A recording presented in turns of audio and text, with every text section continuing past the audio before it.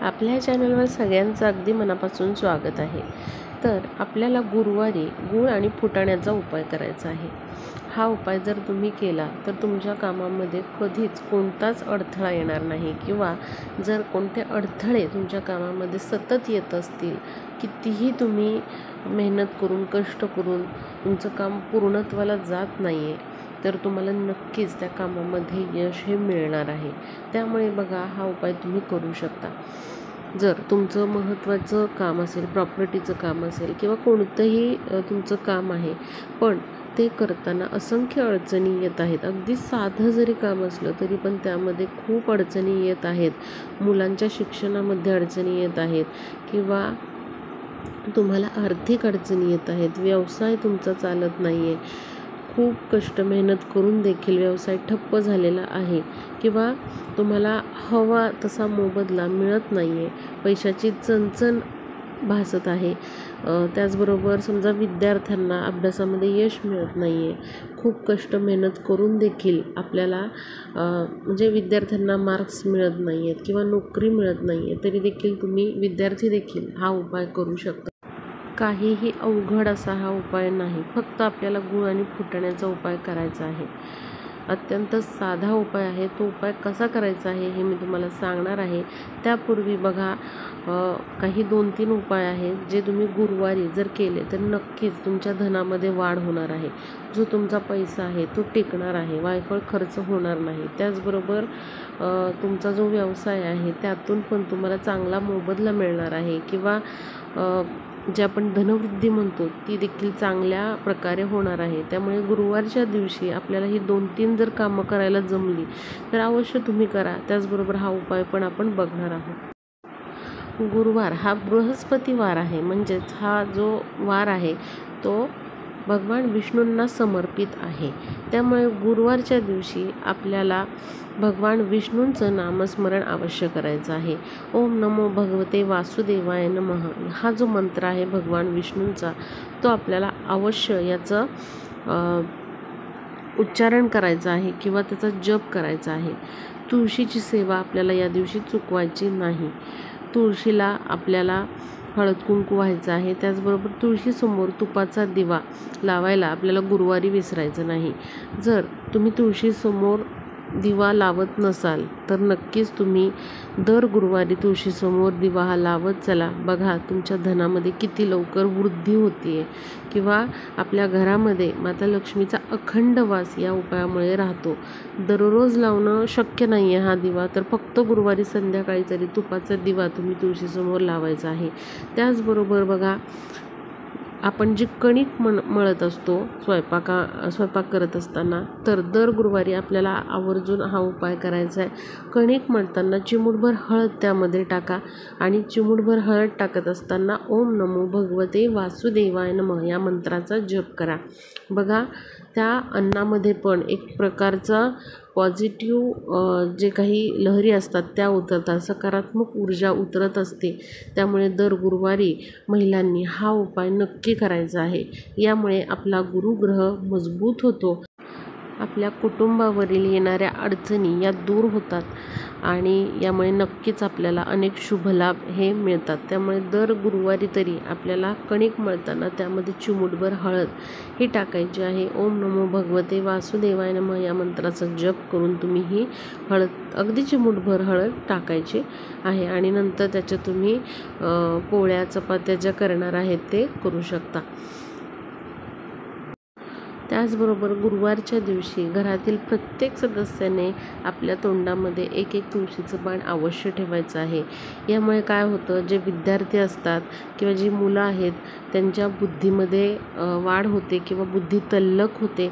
आणि जेव्हा आपण तुळशीचं पान आपल्या तोंडामध्ये ठेवत असतो आणि ते आपण खातो, तेव्हा बघा, तुळस जी आहे ते अत्यंत गुणकारी असते। त्यामुळे आपल्या आरोग्याच्या तक्रारी ज्या आहेत त्या देखील दूर होतात, आणि अनेक प्रकारच्या सकारात्मक ज्या काही लहरी आहेत त्या आपल्यामध्ये प्रवेश करतात. कारण तुळस एवढी सकारात्मक आहे की तिच्या जवळपासचं वातावरण जे आहे तर ते सगळं सकारात्मक करण्याची ताकद तुळशीमध्ये असते.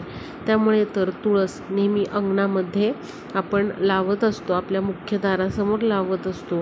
तुळस कोणत्याच प्रकारचं जे काही संकट आहे ते आपल्या घरावर येऊ देत नाही. त्यामुळे आपल्याला तुळशीचं एक पान गुरुवारी अवश्य सगळ्यांनी खायचं आहे. आता बघा, केळीचं जे झाड असतं तर केळीच्या झाडामध्ये भगवान विष्णूंचा वास असतो. त्यामुळे शक्य असेल तर गुरुवारी तुम्ही केळीच्या झाडाजवळ एक दिवा अवश्य लावा. यामुळे तुमची आर्थिक भरभराट होते आणि त्याचबरोबर अडकलेली कामं देखील पूर्ण होतात.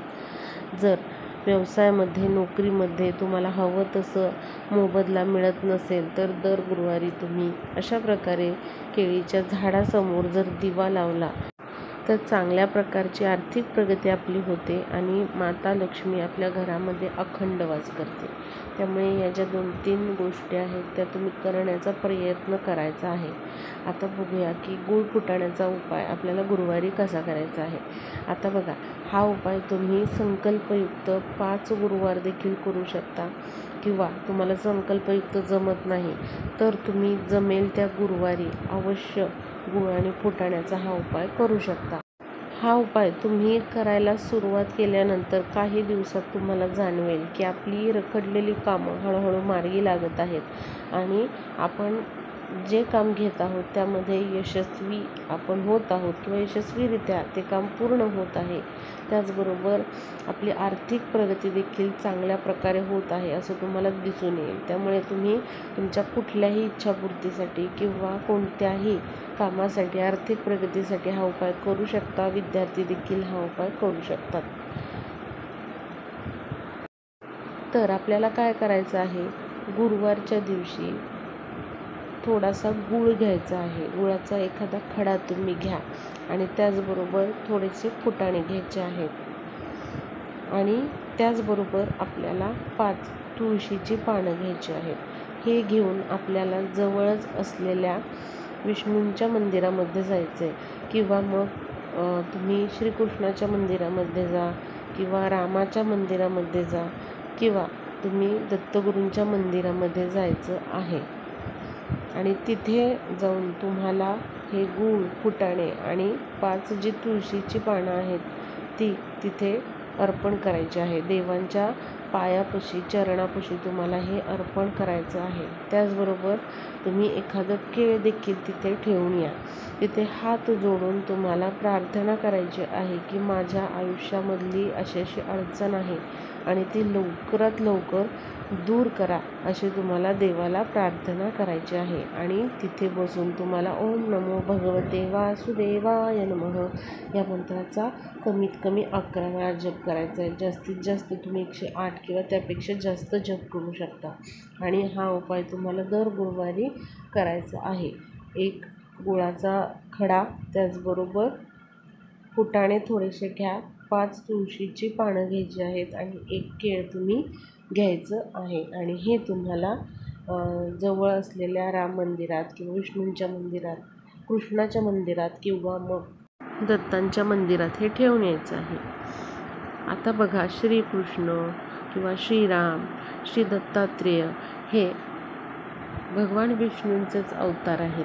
त्यामुळे यापैकी तुम्ही कोणत्याही मंदिरामध्ये जाऊन हे ठेवून येऊ शकता. फक्त मनोभावे श्रद्धेने हा उपाय करा. बघा, तुमचं जे काही काम आहे त्यामध्ये तुम्हाला नक्कीच यश मिळणार आहे आणि या उपायामुळे आपल्या घरामध्ये माता लक्ष्मी अखंड वास करते. आपल्याला कुठल्याही कामामध्ये अपयश मिळत नाही तर सर्व कामामध्ये आपण नक्कीच चांगले यश मिळवतो. अडकलेली रखडलेली कामे देखील आपली मार्गी लागतात. विद्यार्थ्यांनी देखील हा उपाय करण्यासारखा आहे. संकल्पयुक्त करायचा असेल तर तुम्ही 5 गुरुवार हा उपाय करू शकता किंवा मग तुम्ही संकल्पयुक्त करणार नाही तर दर गुरुवारी फक्त तुम्ही हे ठेवून या किंवा ज्या गुरुवारी तुम्हाला जमेल त्या गुरुवारी तुम्ही अवश्य हे मंदिरामध्ये ठेवायचं आहे.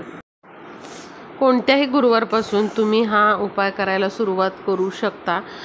महिला हा उपाय करत असतील आणि जर मध्ये काही अडचण आली तर तुम्ही पुढच्या गुरुवारपासून तो जो उपाय आहे तो कंटिन्यू करू शकता।